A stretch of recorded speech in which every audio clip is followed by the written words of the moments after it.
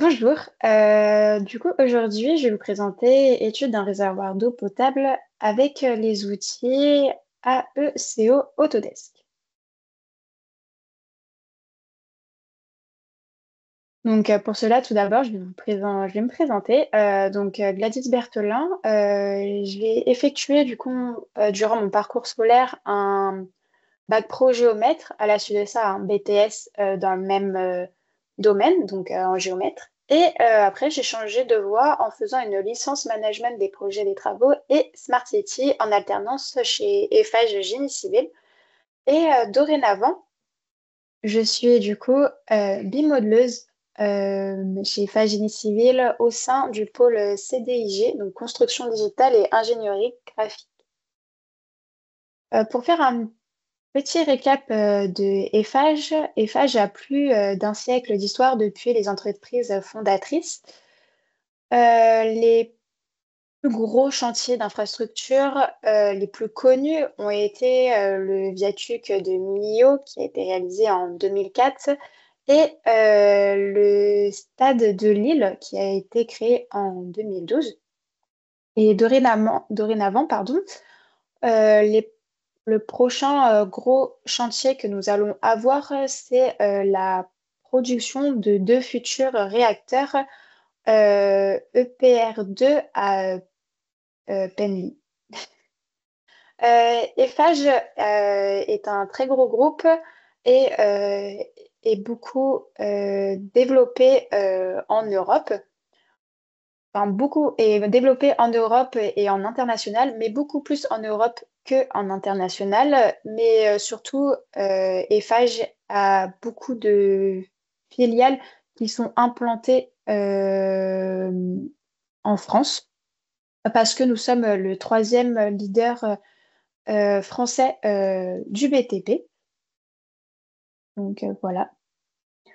Comme je vous ai dit tout à l'heure, j'appartiens au pôle CDIG. CDIG, pardon, a maintenant un an de création.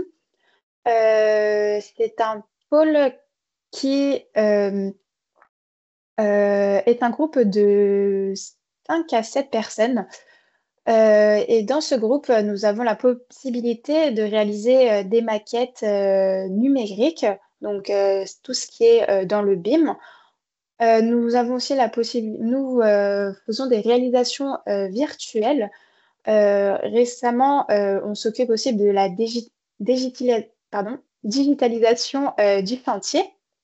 On s'occupe aussi de la synthèse technique et architecturale. On a la possibilité aussi de faire de la photogrammétrie par drone sur le chantier. Pour des rendus aussi assez intéressants des projets, nous réalisons des vidéos qui sont après destinées aux clients. Et de plus, nous faisons des impressions 3D que je pourrais vous montrer juste après la présentation en rapport à mon projet. Voici mon sommaire. Nous allons passer par plusieurs étapes, par la présentation du projet, ensuite voir la collecte des données d'entrée, le workflow de travail que nous avons utilisé, et enfin, dans la conclusion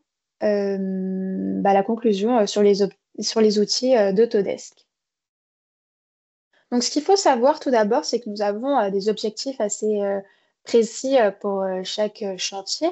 Donc, créer bien évidemment une réponse différente aux demandes des chantiers, apporter une réponse aussi rapide. Nous avons du coup un workflow modulable selon les besoins parce que nous avons des chantiers assez variés. Et à la suite, nous assurons l'interopérabilité entre les logiciels que vous allez aussi voir à la suite de ce projet, parce que c'est ce que nous avons fait pour ici. Pour ce projet, comme je vous ai dit, c'est la réalisation d'un réservoir d'eau potable avec les canalisations. Donc, il est situé dans les calanques de Port-Millau, à Castille. Et c'est un projet qui a été demandé par la métropole de Aix-en-Provence, Aix-Marseille-Provence, pardon. Donc là, vous allez ensuite voir un zoom sur la localisation. Et donc sur la photo de gauche, vous pouvez du coup voir un cercle qui vous permet de savoir où est-ce qu'il sera localisé le bassin, donc le réservoir d'eau. Et à la suite de ça, vous voyez du coup des fils rouges qui permettent de savoir où sera la canalisation enterrée.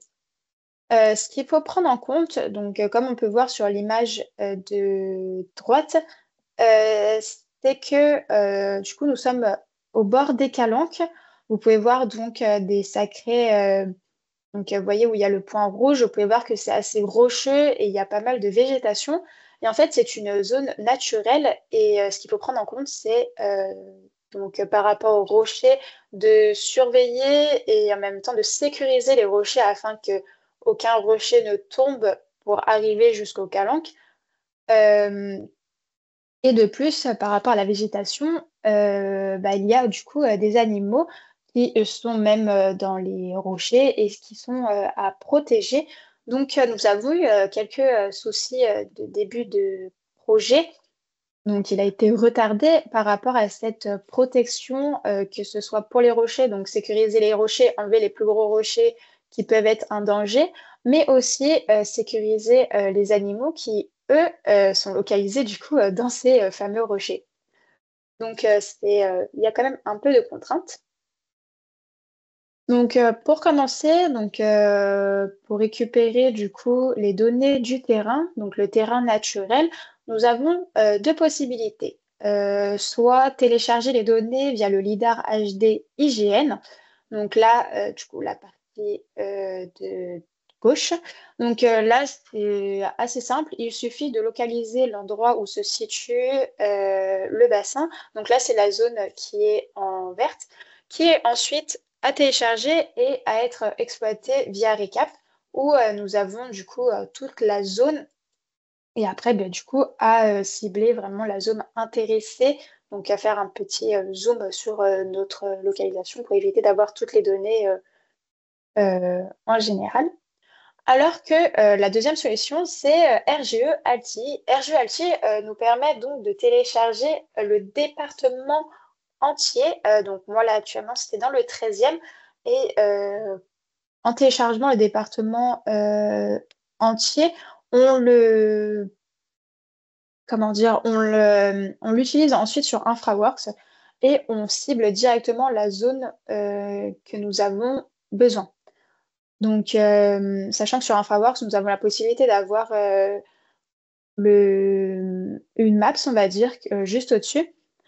Donc, on sait exactement où se situer, cibler la zone qui nous importe et ensuite l'envoyer sur Civil 3D, ce qui nous permet de faire autant de manips que ce qu'on fait sur Recap. Mais sur ce projet, j'ai utilisé du coup la première solution avec le lidar HD IGN, que je vais un peu plus développer à la suite. Donc là, nous sommes du coup sur Recap. Nous avons transféré notre nuage de points que nous avons récupéré sur le lidar HD. Donc c'est un nuage de points qui est déjà qui a déjà un système de coordonnées, pardon, euh,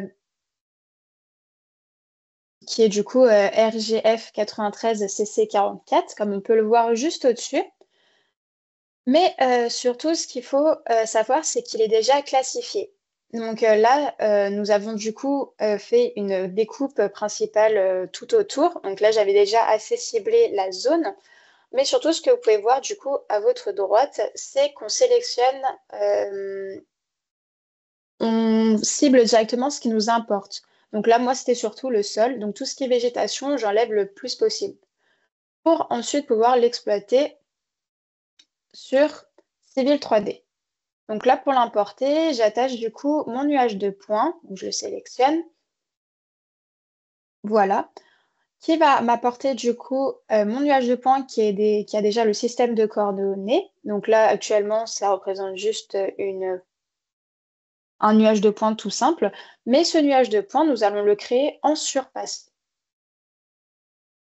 Donc, juste ici, on sélectionne du coup le nuage de points en disant euh, quelle va être la distance entre nos points pour la triangulation. À la suite de ça, on doit choisir entre des filtres. Donc, nous avons la possibilité, nous avons trois filtres en notre position. Nos posi- pour nous, on a trois filtres qui sont possibles, on va dire, pardon. Et du coup, ces filtres, le premier permet d'obtenir vraiment tout le relief en prenant du coup en compte les bâtiments et la végétation.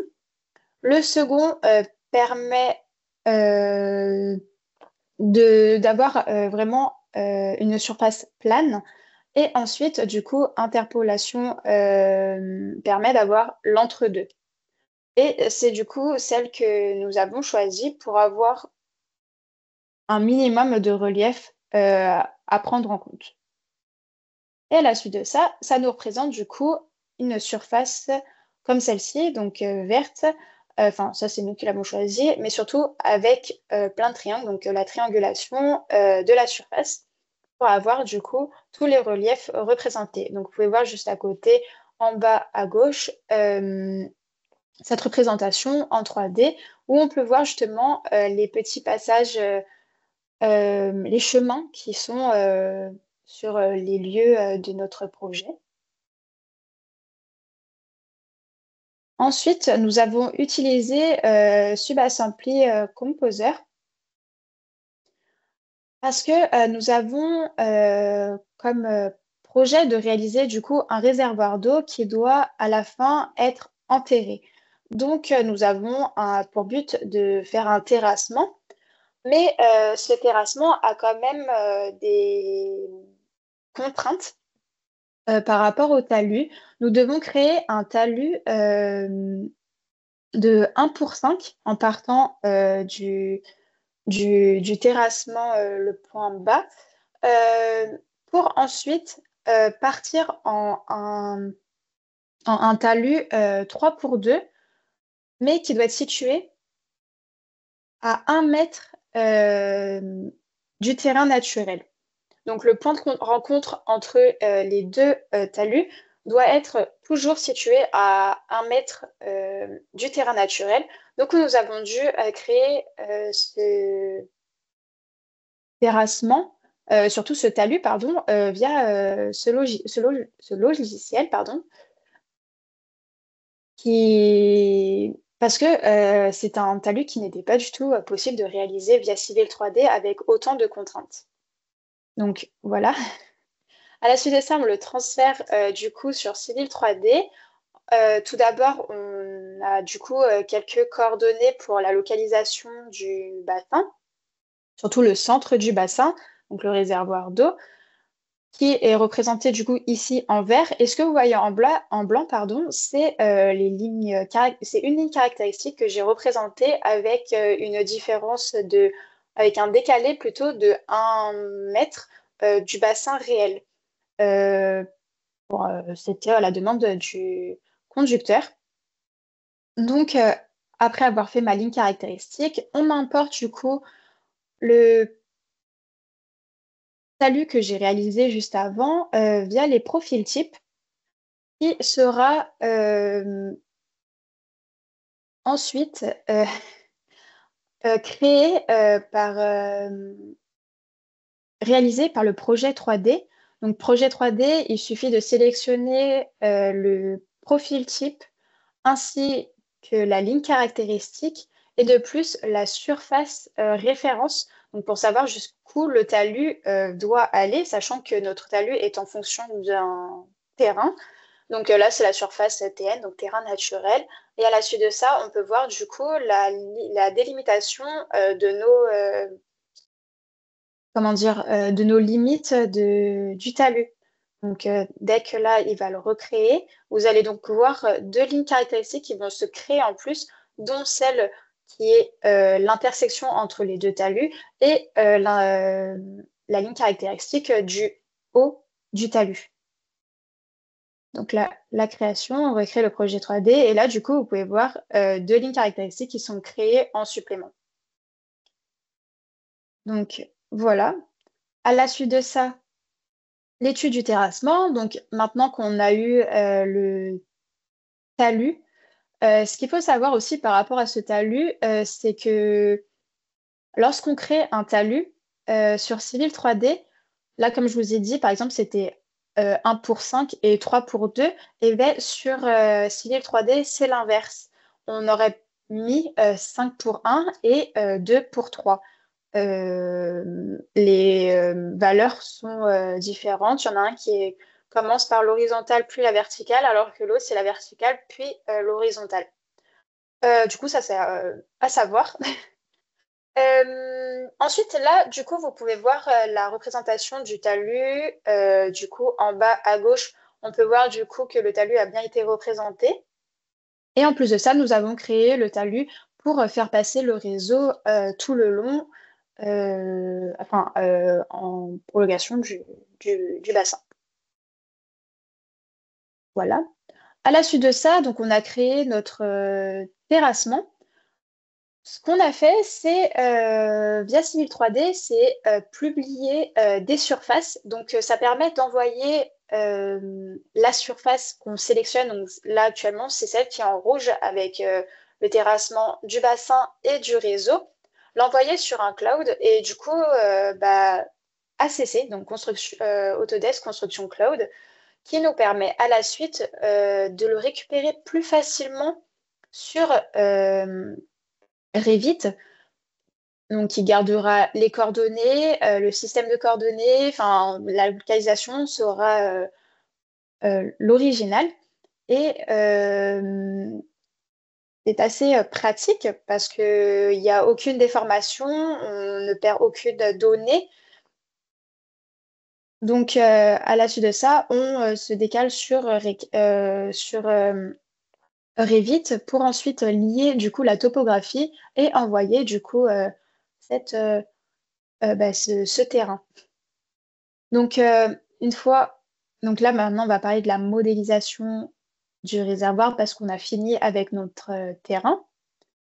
Donc, tout d'abord, on avait un plan topo qui nous a été transmis.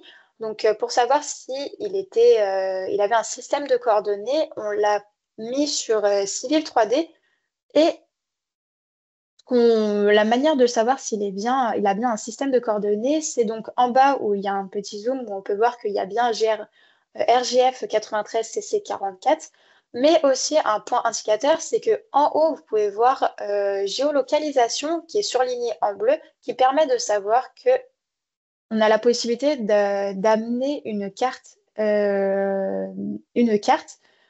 du coup une map ou quoi que ce soit et ça permet c'est un système de plus pour savoir que notre terrain, enfin notre plan, a bien été retrouvé par rapport au site, comme quoi dit, ah bah si, je peux bien me situer par rapport à la carte et mon plan. Du coup, c'est aussi une manière de se retrouver, enfin d'avoir c'est un point indicateur comme quoi il a bien un système de coordonnées. Et du coup, si c'est pas le cas, tout simplement, les plans topo ont des coordonnées donc à reprendre et à chercher du coup sur Internet et à la suite de ça, retrouver du coup le système de coordonnées et la localisation sur le chantier, enfin sur une map pour savoir à peu près dans quelle zone on est situé, par exemple en France, si c'est en CC44 ou quoi que ce soit. Donc, Internet, là, serait plus dans notre aide. Mais vu qu'ici, c'était pas notre cas, on avait déjà tout à disposition. Donc, ce qui nous a suffi de faire, c'est d'ajouter du coup notre plan DWG sur Revit. Et à la suite de ça, donc là, il l'importe comme il est, sauf qu'il n'importe pas les données. Donc, il faut ensuite aller du coup dans Gérer et importer les données en sélectionnant bien évidemment notre plan. Et à la suite de ça, en cliquant du coup dans Gérer, notre petite planète, nous pouvons voir que le système de coordonnées est bien celui qui était indiqué sur Civil 3D, donc RGF 93 CC 44. À la suite de ça, avec mon plan topo, j'ai pu relocaliser un peu savoir où était situé mon bassin. Je le représente tout simplement. Donc ça, c'est pas des points assez essentiels. Enfin, c'est pas spécialement important pour la présentation ici, mais voilà comment il a été représenté. Et à la suite de ça, en rajoutant du coup, en ayant notre terrain, donc notre surface, on peut voir que tout concorde. Nous sommes bien positionnés, nous avons les coordonnées correspondent. Donc là, c'est un point de vérification si on souhaite. Euh, et puis aussi, surtout, se rendre compte que tout fonctionne, comme quoi le bassin n'est pas trop haut ni trop bas. Comme je vous ai dit, il doit à la fin être enterré. À la suite de ça, revue de projet. Donc là, sur InfraWorks, on s'est permis du coup d'ajouter tout ce que nous avons pu représenter, donc que ce soit civil et Revit. Et surtout, ce qui est intéressant sur InfraWorks, c'est qu'on peut se permettre. Donc là, InfraWorks, c'est surtout utilisé pour le conducteur, pour lui montrer justement où est situé le bassin et s'il y a des problèmes, où est-ce qu'on pourrait plus le situer. Et vu qu'on a l'environnement total de la zone, enfin, on a un bel aperçu assez réaliste, c'est plus facile de se projeter et du coup à obtenir vraiment nos réponses aux questions. Comme je vous ai dit, par rapport au terrain, comme quoi c'est une zone assez protégée, naturelle par rapport à la végétation et les rochers. Si nous avons dû délocaliser ce bassin, et ben, InfraWorks nous a donc aidé à savoir exactement quelle zone était le plus envisageable parce qu'on avait d'autres contraintes du fait que le point NGF, le point le plus bas, on va dire, le point de pied, ne pouvait pas bouger. On ne pouvait ni monter ni descendre. C'était un point fixe. Donc, pour qu'il soit bien enterré ou quoi que ce soit, grâce à InfraWorks, on a pu se rendre compte exactement la localisation idéale pour ce bassin. Donc là, vous pouvez voir un peu plus tout ce qui est civil 3D, ce qu'on a apporté, c'est la surface TN. Donc après, tout ce qui a été rajouté par rapport au talus, donc le TN plus le talus. Donc ça, c'est toutes nos surfaces qu'on a créées sur civil. Comme ça, on voyait vraiment l'évolution. Et à la suite, Revit, c'est tout simplement la modélisation du bassin en lui-même. Donc la structure béton. Ensuite, le rendu en image de synthèse.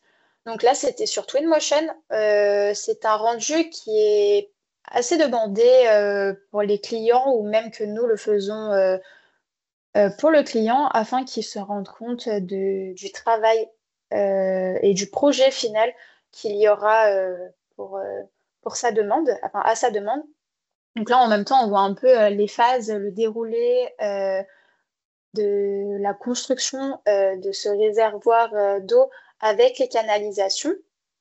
En plus de ça, ce qui est sympa, c'est qu'on a un rendu assez réaliste. Enfin, on a vraiment plusieurs détails, tout ça. On peut jouer avec la couleur et tout. Et c'est quelque chose qui est assez demandé d'avoir une représentation comme ceci pour les clients. C'est assez demandé. Du coup, voilà.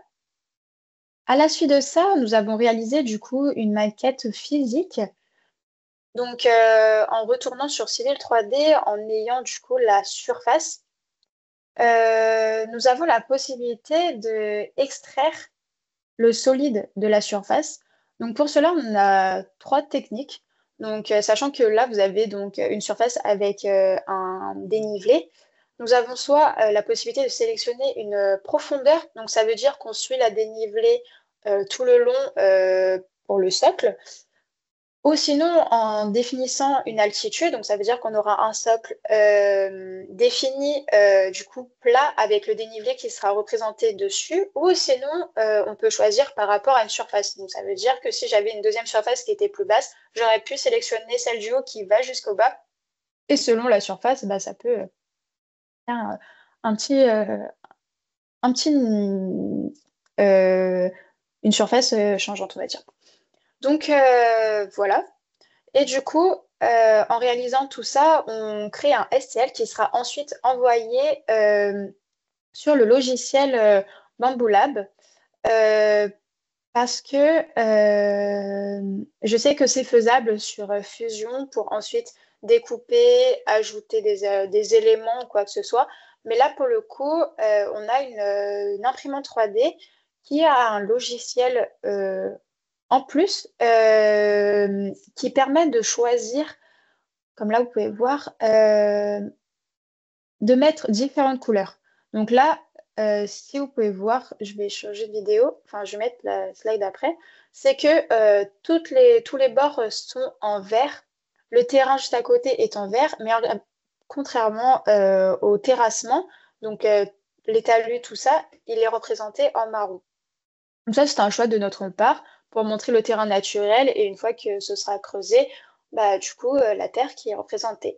Et du coup, nous l'avons réalisé donc comme ceci. Donc là, du coup, vous avez exactement ce qui est représenté sur la vidéo. Donc nous avons, j'essaye de vous montrer assez bien, nous avons le remblai, un peu compliqué. Du coup, nous avons représenté le remblai ainsi que le bassin à part de cette vidéo pour réaliser le bassin avec le réseau, donc comme ceci. Donc, voilà. Donc là, vous avez avec le toit. Et là, du coup, ce qui est sur la vidéo, c'est donc ça. Et nous avons aussi décidé de couper en deux pour essayer de faire une coupe en long, pour essayer de représenter du coup le bassin avec le remblai pour se rendre compte après un peu la localisation de la totalité de la maquette vue de coupe. Je ne sais pas si on va voir grand-chose. Voilà. Du coup, là, vous pouvez voir, on voit le réseau. Voilà. Donc, voilà notre projet. Et il se termine du coup sur une maquette physique. Donc maintenant, pour conclure, euh, ce qu'il faut savoir, c'est que nous avons du coup utilisé beaucoup de logiciels de Autodesk.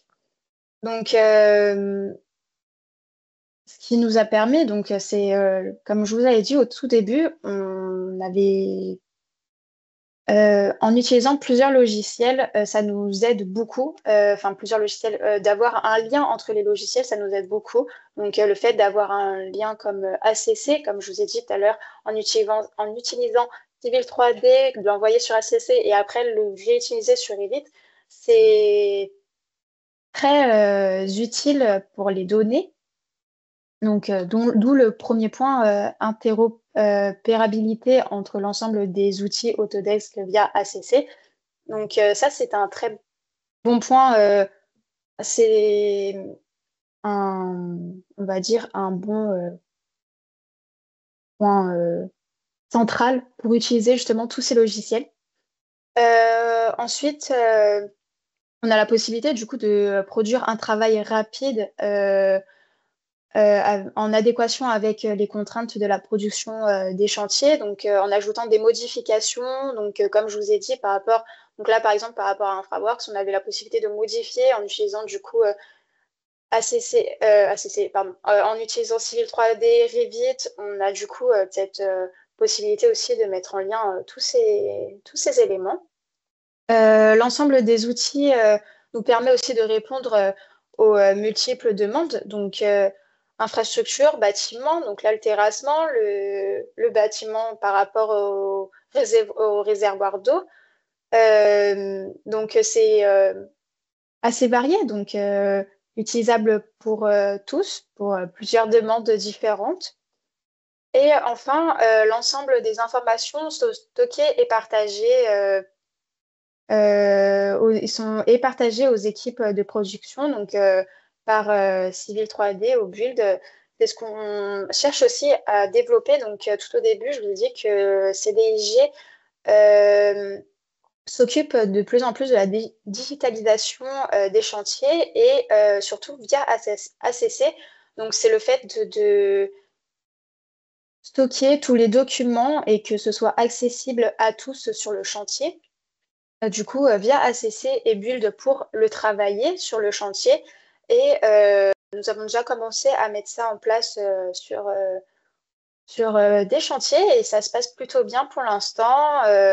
Nous avons beaucoup de demandes pour les chantiers, justement. Ils trouvent ça très intéressant, donc c'est beaucoup positif.